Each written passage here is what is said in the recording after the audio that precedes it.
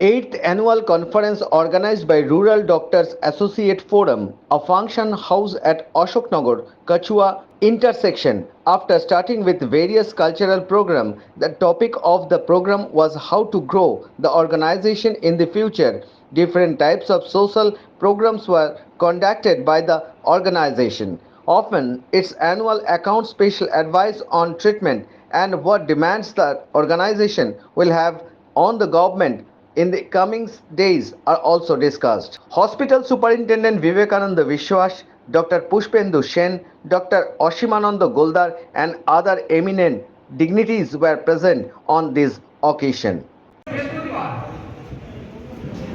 আজ আমরা rural doctor associate ফোরামের পক্ষ থেকে আমাদের অষ্টমতম বার্ষিক সম্মেলন, যেটা প্রতি বছরের ন্যায় এবছরও আমরা অনুষ্ঠিত করলাম অশোকনগর কচুয়াবর জয় জয়ন্তী অনুষ্ঠান গৃহে।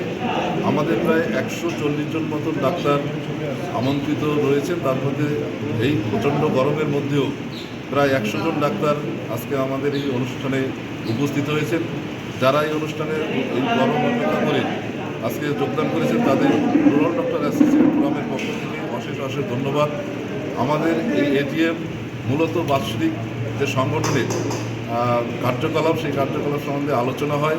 আগামী দিনে সংগঠন কীভাবে শ্রীবৃদ্ধি ঘটবে সেই সম্পর্কে আলোচনা হয়, আয় ব্যয়ের হিসাব পেশ করা হয় এবং আগামী দিনে সরকারের কাছে আমাদের কী দাবি থাকবে সেই বিষয়গুলো আমরা তুলে ধরি এই এটিএমের মাধ্যমে।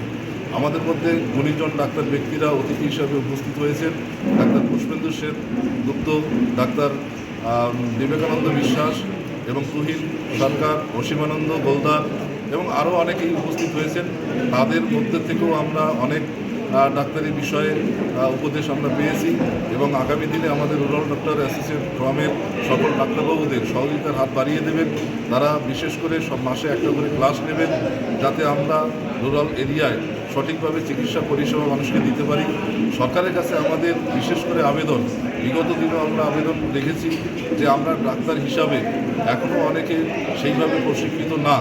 আমাদের গ্রামীণ অঞ্চলে যেসব ডাক্তারবাবুরা রয়েছেন তাদের সরকারিভাবে স্বীকৃতি প্রদান করা হোক গ্রামীণ ডাক্তার হিসাবে এবং তাদের ট্রেনিং দিয়ে সরকারিভাবে সার্টিফিকেট প্রদান করা হোক। তাহলে আমরা আরও শক্তপোক্তভাবে সাধারণ মানুষের পাশে দাঁড়াতে পারবো। আগামী দিনে আমরা আরও সুন্দরভাবে পরিষেবা প্রদান করতে পারবো।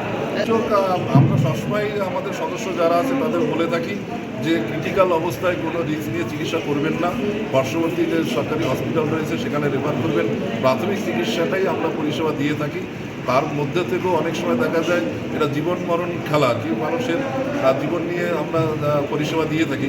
অনেক এমন সিচুয়েশনে তারা আমাদের কাছে আসে যে সেই সময় সত্যিই তাদের পরিষেবা দেওয়া সম্ভব না, আমরা রেফার করি। তা সত্ত্বেও ফার্স্ট যখন আমাদের কাছে আসলো, এসে আমরা রেফার করা সত্ত্বেও প্রথম যে চিকিৎসাটা আমরা করে থাকি তার মধ্যে অনেক সময় সেই পেশেন্ট এক্সপায়ার হয়ে যায়। কিন্তু সেটা আমাদের কোনো ভুল না, কিন্তু মানুষ ভুল বোঝে যে ওই ডাক্তার কী চিকিৎসা করলো তারপরে মনে মারা গেল।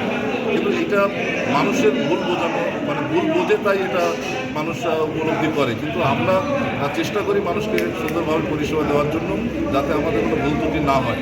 তার মধ্যে থেকে অনেক সময় অভিযোগ আসে, সেই অভিযোগগুলো যাতে আর না আসে সেজন্য আমরা আজকে আলোচনা করেছি যে অতিরিক্ত রিস্ক নিয়ে কোনো চিকিৎসা করবে না। আর বর্তমানে যে অতিরিক্ত যে গরম, সেই গরমে কীভাবে সাধারণ মানুষকে আমরা দেবো, মানে পরিষেবা দেবো সেটাও আলোচনা করেছি, যাতে গরমের মধ্যে অতিরিক্ত সানস্ট্রোক এবং অন্যান্য যে সমস্যাগুলো তৈরি হচ্ছে সেই সমস্যা যাতে চিকিৎসা আমাদের ডাক্তাররা না করে, সঙ্গে সঙ্গে সরকারি হসপিটাল রেফার করে, সেই দাবি আমরা পরামর্শ আমরা দিয়েছি সব